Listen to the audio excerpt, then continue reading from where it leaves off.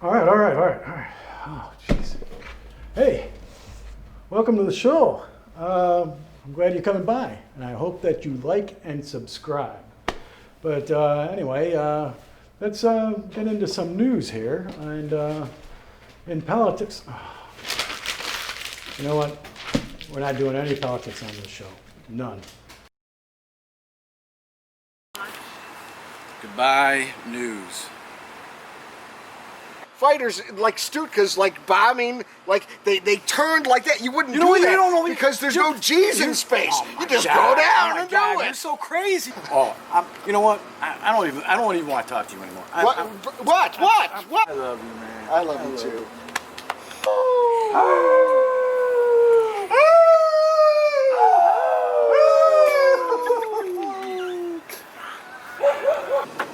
In pansies are like a bugle trumpet shape. Well, are they brass colored like them? No. They Bruce, you come in a okay? bunch of different colors. What's wrong with him? Let's just go right to the weather with Stormy. Stormy, what's the weather look like this week? So today, New York will have sunny skies, but New York will have clouds. Which one, New York City or New York State? Which will have rain? The big one. Okay, how about the rest of the country? Which one? Never mind. How about the shark sightings this week? Oh, just one by Florida. Thank you, Stormy. And let's go to the sports. What's going on in sports? What's going on?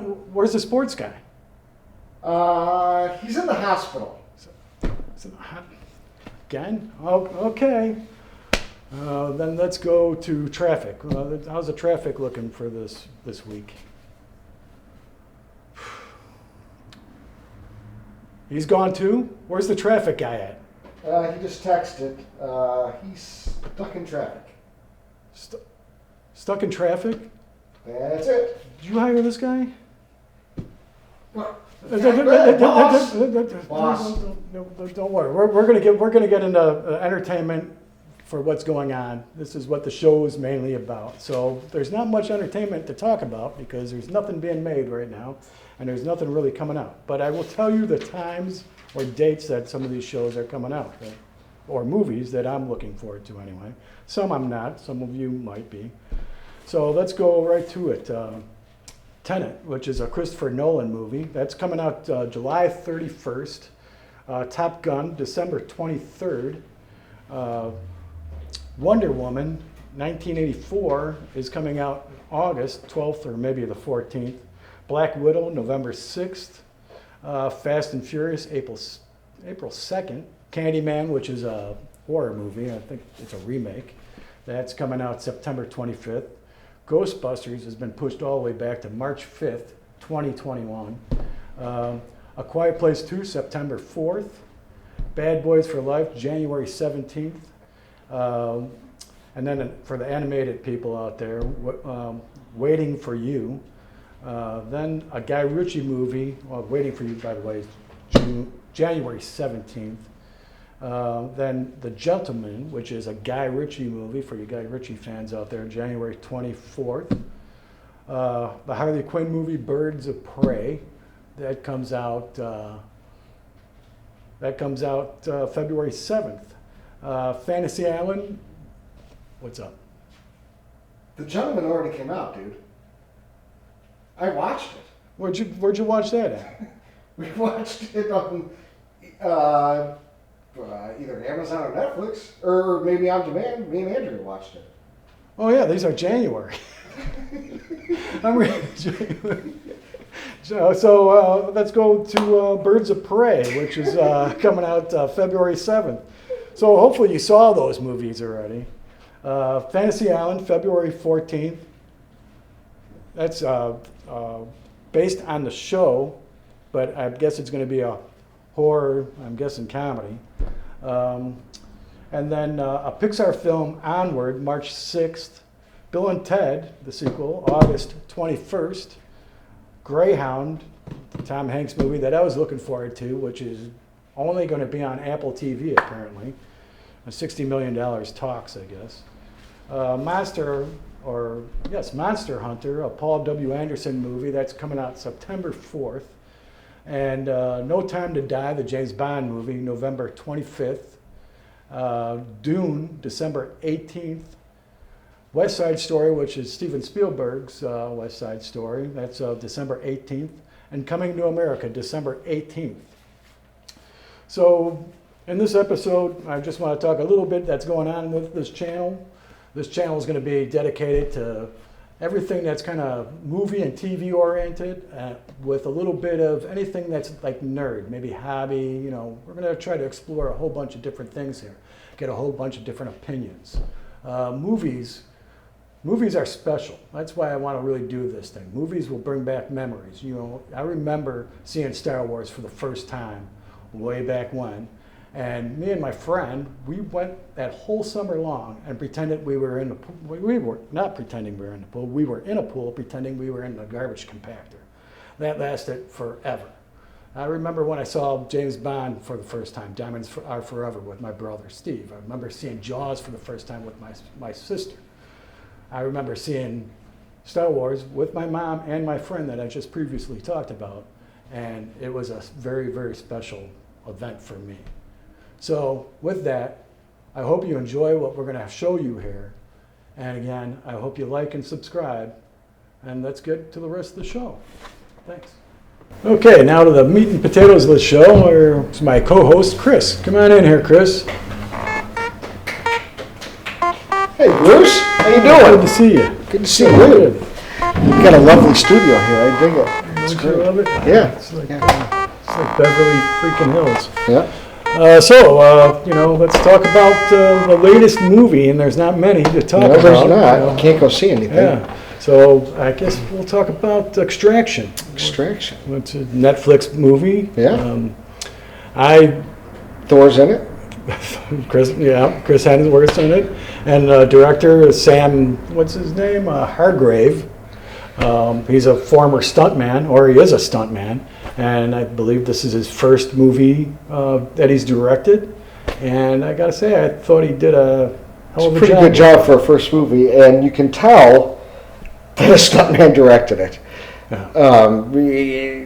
It's amazing, some of the scenes in that movie. It that they is. do. It's got that John Wick style, Right. but with a more realistic Yeah, like thing to it. kind of dirtier than John Wick, Yeah, I think, yeah. which is awesome because it's violent, and that's what you Very, want. very violent. The thing I took from this movie more than anything else is I went into it not with really high expectations, but I really enjoyed it. Not just for the action, I enjoyed the story as well. Yeah, for an action movie, there's a million action movies out there, but I always think of Indiana Jones or Die Hard or even Air Force One or the John Wick things, and John Wick's awesome.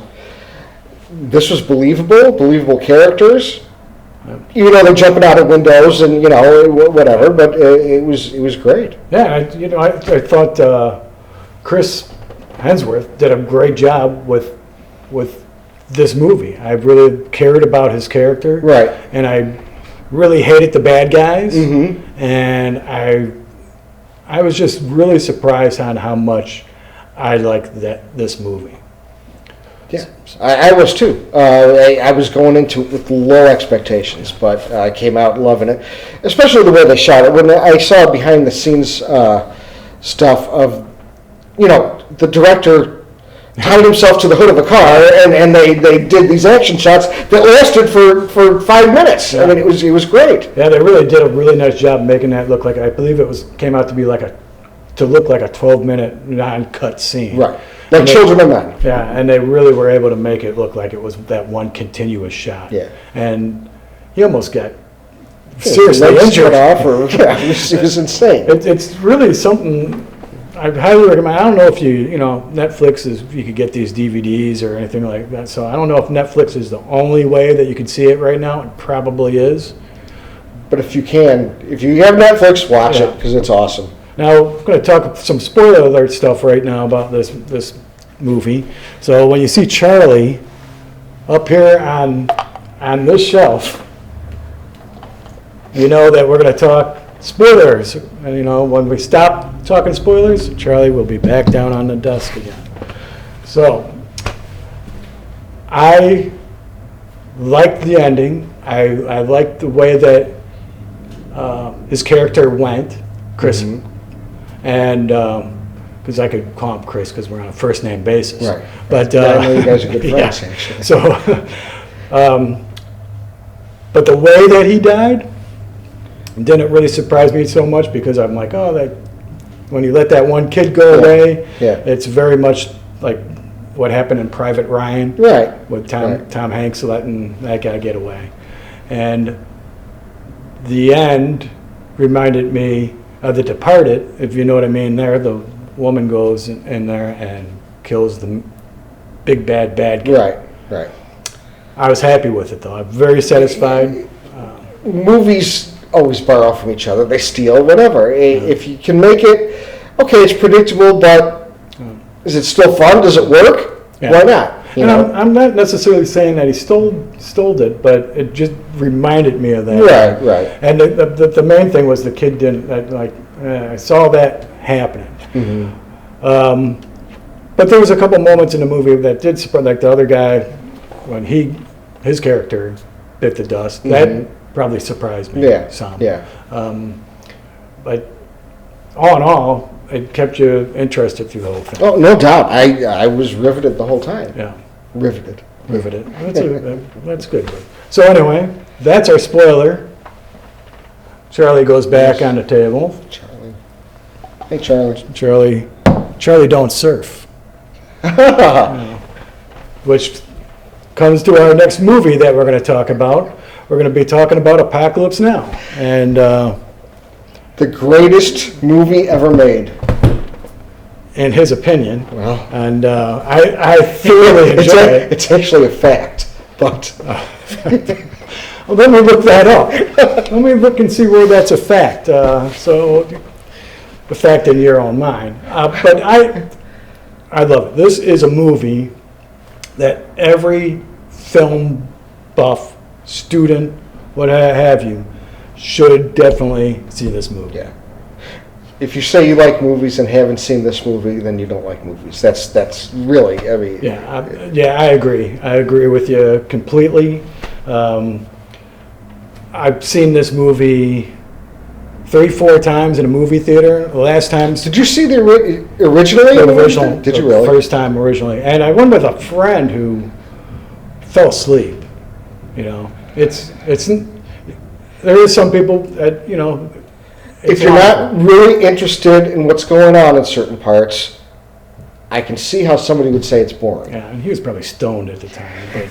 But, the last time I saw it was with you, and we saw it on a big screen, which was disappointing because it wasn't in surround sound at this theater. Right. And this was now the third version that Coppola had released theatrically. Yeah. It was called the Definitive Cut? Yeah, I Definitive, believe that was yeah, what it was. Yeah. I mean, Yeah. it's like him and Lucas, they just like, Keep cutting we're the on- movies. they're going to be on their deathbed cutting movies. But, yeah, so there's like 5 versions of it. Yeah, because the TV version had some different stuff. in Yeah. it. But going back to that theater that we saw, and it was disappointing. I mean, this was the first movie that ever had surround sound. And we didn't get it in this theater. I see you're disappointed, but I still love seeing it on the big screen again. Yeah, so that didn't bother me. No.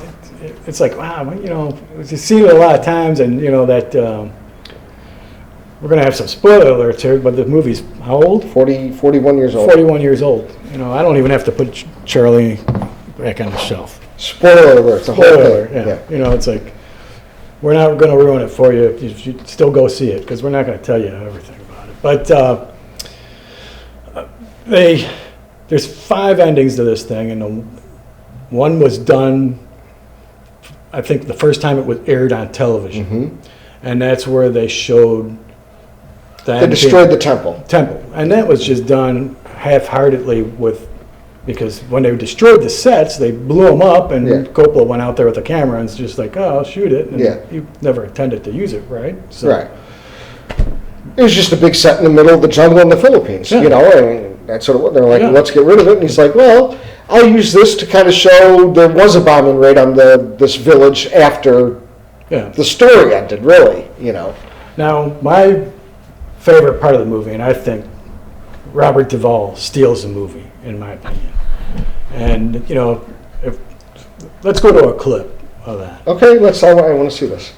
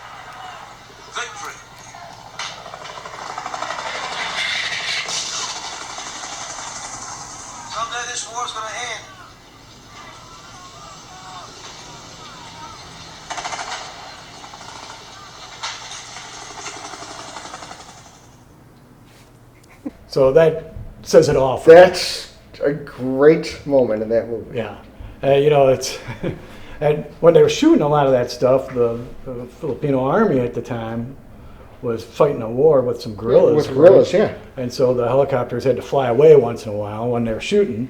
In the middle of making a war movie, they had to go fight a war. Yeah, and John Milius, I don't know if I'm saying that. Milius. Milius. He wrote this movie listening to Wagner, and then ended up in a big part of that scene Yeah. with Wagner. He wrote that in there. And after the first Gulf War, and when we went back again, when the United States went back there again, the helicopters were playing that, I guess. Yeah. Going into. Yeah, and I know one tank company played it too as they went over the berm. They were blaring the speakers. Yeah. It's amazing some of the things that came out of this movie, and it took a year and a half, 2 years to shoot the whole thing. Yeah. Who knows how many years it took to write. And Lucas was originally going to do it like on 16 millimeter film. It's like a documentary kind of thing. Yeah. But he wanted to do Star Wars at the time. Yeah. And then Francis decided to take it. Are you in a first name basis with Francis too? Yeah, He was just over, right? He'll call me tonight. Hey, what's going on? And I'll say, hey, nothing. What's going on with you? You know. And anyway, he almost didn't want to direct it, correct? And even Francis, for Yeah. a little while, he was Yeah. a little bit hesitant. Yeah. And then he decided to take it on. And But when he took it on, he took it on. I mean, or he didn't want to write it. Or so that's no, why it was he had- already written. I thought that's why he had Milius come on. You know. No, Milius had written it even before, like, he and Lucas, like I can't remember if they were roommates or whatever, but he and Lucas had talked about making this movie, a movie of Heart of Darkness, Yeah. and Milius had the script completed. Yeah. It just went through so many rewrites when they were filming. Yeah, it's an incredibly difficult movie. I mean, it's based on Hearts of Darkness. Right. And even Orson Welles tried Mhm. making it, and that was a failed attempt. Yeah. And when they took this on, there was so much going on, and there was a hurricane. There was Martin Sheen had a heart attack. Yeah. They used his brother as a stand-in for some of this stuff. That's crazy. And even, you know, Coppola said that he can't tell where Sheehan, Yeah. his Yeah. brother's in there and Sheehan's in there. You know, Yeah.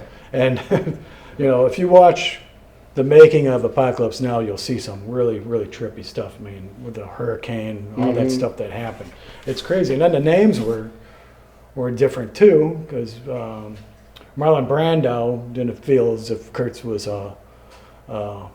macho sounding. American enough. Yeah, that's right. Yeah, because it sounded too German or. Yeah, so he wanted Langley, Yeah. and No, it was. I thought it was Langley. It was Leahy? even lay. It was something real flowery kind of Yeah. like really, like not tough at all. Yeah, and so after a while, he read the script, right? Well, he read the book. He never read Or the Heart book. of Darkness, which the movie was based on. Yeah. And he came back after a couple days and told Coppola, he's like, no, we can use Kurtz. I like Yeah. it. Yeah, it's good. It's crazy, it's crazy. So that's why if you watch the beginning of the movie, when Harrison Ford's character, who his name is Lucas, Yeah. G. Which is funny. Lucas, It's great. for his friend, and he says the name Kurtz, and it doesn't sync Yeah, up. it looks quite. Leahy or whatever. because Yeah. it was still the other name when they were using it Yeah. at that point, which is pretty wild. Yeah. I don't know. There's a couple other things, that I could say about it. It didn't win Best Picture that year. No, it should have. You know what won the Best Picture that year? About a dude getting a divorce. Yeah, Kramer versus Kramer. Yeah. I'm not. It's I can't even figure. But so maybe at that time people were, it's like a third. That's what it Vietnam was, Movie, yeah. Winning. I think it was nominated for a bunch of things, but Did it win cinematography? I believe cinematography and sound. Yeah. And there could have been a couple other things. Which it definitely should have, because I mean both of those were. It has a lot of flaws, but it's still, even with the flaws, it's perfect, in my opinion. Yeah, there's a whole bunch. It was nominated for a whole bunch of other things, and it only won for a couple of them. The movie had a budget of $31 million at the time, and it took in $130 million. Yeah. But if I remember when I was growing up, or when I first saw this movie, it was having some real trouble at first, and it wasn't I don't doing so remember. well for a little It while. might have been. Maybe. I don't know. Sometimes those big movies, They're not- They start out so slow, and then Right. word of mouth comes around, and it's like, Yeah, and that's become a classic now. yeah, and Coppola was like hoping, it's like, this is going to be this gigantic war movie. It's going to make super Yeah. a lot of money, and he could just make small films, which he does now. I mean, Yeah. he's still working. Yeah. They're very, very small films, Yeah. but he's still working. Yeah. And did it have that success? It must have. I mean, that's a lot of money. $130 million back in Off of 30 million, yeah. back then too. Yeah. It's what, it's 5 times the money they put into Yeah. it, so. Yeah, Which he put in 20 million of his own? Yeah, he put in a bunch of money Yeah. at the time. But these guys did some really big risk, Yeah. and they risked everything that they had on making these movies. But they were great. And and we have a great piece of cinema, art, whatever you want to call it. It is truly an outstanding movie. It is. I got a question for you. You know? Coppola's goal was to make the definitive war movie, but the definitive anti-war movie. Yeah. Did he succeed?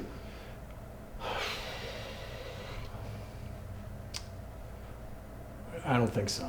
I don't either. I think he failed. Yeah. I think he failed in his goal because the scene with Colonel Kurtz and Willard towards the end,